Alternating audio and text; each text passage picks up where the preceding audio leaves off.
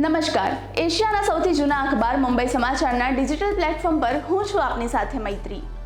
ચાલો નજર કરીએ આજના મહત્વના સમાચાર પર। વિદેશ પ્રધાન ડોક્ટર એસ જયશંકરે ચીનમાં યોજાયેલી એસસીઓ વિદેશ મંત્રીઓની બેઠકમાં સંબોધન કર્યું। તેમણે પહલગામ હુમલાની સખત નિંદા કરી અને કહ્યું કે જમ્મુ કાશ્મીરના પર્યટનને નુકસાન પહોંચાડવા માટે ધાર્મિક વિભાજનને ભડકાવવાનો પ્રયાસ કરાયો છે।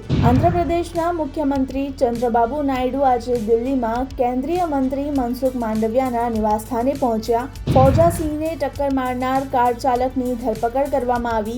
પોલીસે ફોર્ચ્યુનર કાર ચલાવતા અમૃતપાલ સિંહ ધિલોનની ધરપકડ કરી। અમેરિકાએ ઇન્ડોનેશિયા સાથે વ્યાપારિક સમજૂતી કરી।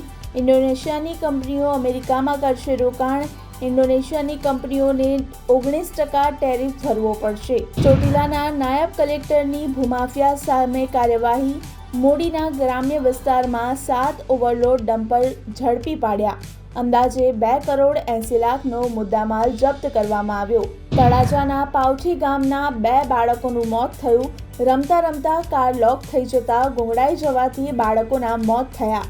આ બંને બાળકો બેભાન અવસ્થામાં કારમાં મળી આવ્યા। દાંતાના વેકરી ગામમાં ફૂડ પોઈઝનનો મામલો। આશ્રમ શાળાના 2 આચાર્યો ફરજ મોકૂફ। નિયામક આદિજાતિ વિકાસ કચેરી દ્વારા કાર્યવાહી કરવામાં આવી। હવામાન વિભાગે ગુજરાતમાં આગામી 48 કલાક સુધી ભારે વરસાદ પડવાની આગાહી કરી। રાજ્યના કેટલાક વિસ્તારોમાં ભારેથી અતિભારે વરસાદ જોવા મળી શકે છે। નીચાણવાળા વિસ્તારોમાં રહેતા લોકોને સાવચેતી રાખવા માટે જણાવવામાં આવ્યું। કિયારા અડવાણી અને સિદ્ધાર્થ મલ્હોત્રા બન્યા માતા પિતા। કિયારાએ આપ્યો પુત્રીને જન્મ। આવા જ ઇન્ફોર્મેટિવ વિડીયોઝ માટે આપ જોડાયેલા રહો મુંબઈ સમાચારના ડિજિટલ પ્લેટફોર્મ સાથે।